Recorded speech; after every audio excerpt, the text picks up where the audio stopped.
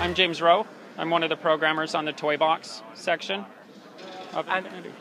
And that's so that you're part of Avalanche software? Yes. Yep. You've been there for a long time? Yep. I'm almost 13 years now.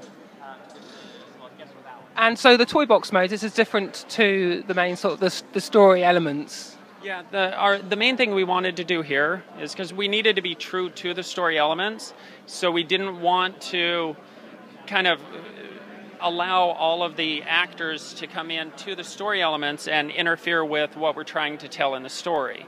You know, in a pirate story, bringing Dash in may cause a lot of confusion, and so we wanted a place that we can bring them all in together where they can play together.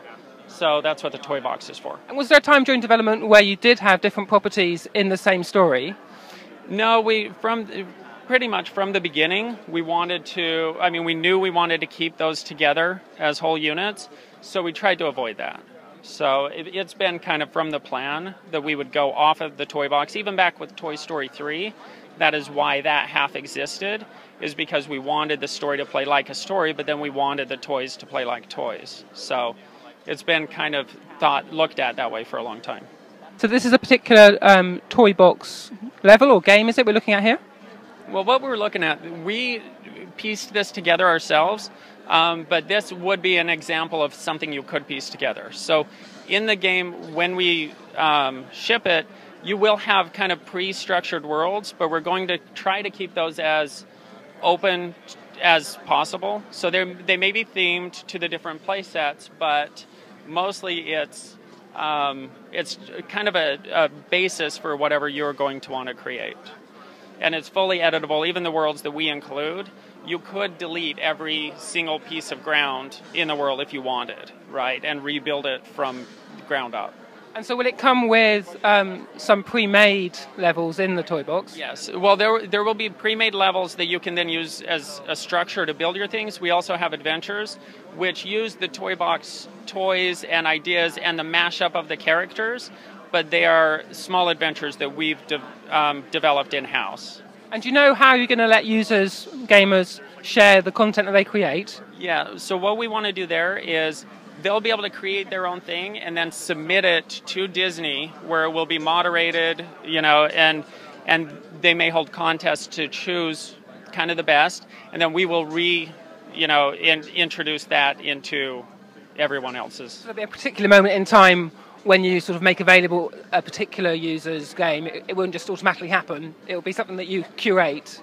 Right, yeah. Yeah, we want to be careful to make sure the experience stays fun for everyone, so it will be moderated, but it's going to be pretty open. We're really excited to see what we're going to get.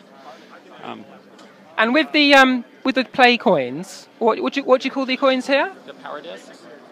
Yeah, so these power discs, you put those on the Infinity base, and that grants you an object or something in the world? Yes, so like in this case, you will have some that will change the sky dome. You will have some that will change the texture on all of the pieces in the world.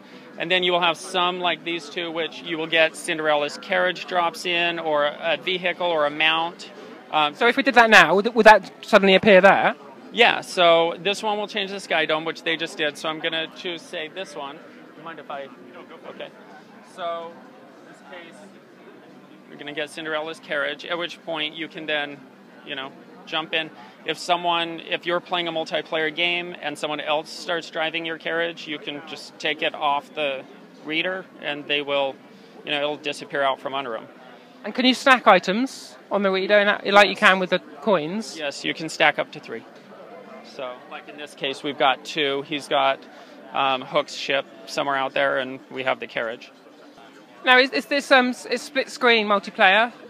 So we're playing it here with 4 other players in an online fashion, I presume? Yes, we're doing 4-player network and then 2 players split screen. And that's the same in the story mode of the game as well, is it? Yes. Is there a difference between the tools you let a player use to create games and the tools that you yourself have in-house? Like this world, we do have tools that will let us piece them together a little bit faster, but this exact same world could be created with in the game with the editor, and actually a number of the adventures will be created that way. So So mostly the tools are the same. We do have some shortcuts that let us, assemble them a little bit faster.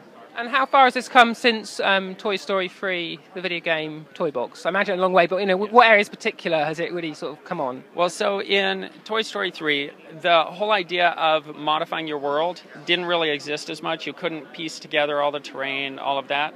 Obviously, the Minecraft aspect of it. Yes, yeah, that aspect. And with the mix and match of the different characters, obviously that was a Toy Story game, so you had Toy Story characters.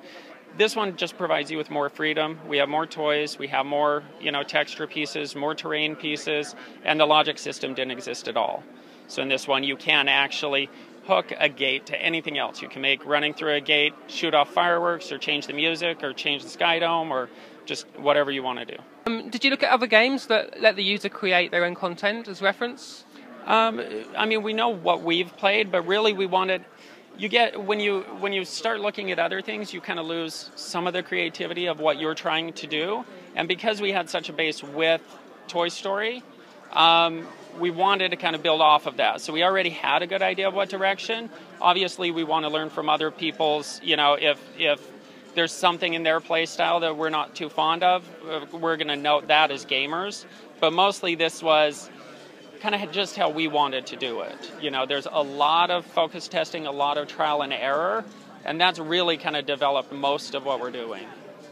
And for the consoles that maybe have less memory or less sort of graphical horsepower like the Wii, can you do everything in the Wii that you could do on the 360 or PlayStation? It might be a slightly reduced thing, but we're still trying to provide the same experience. So we're trying to find that right mix of, if there are performance issues, where do we, make that difference?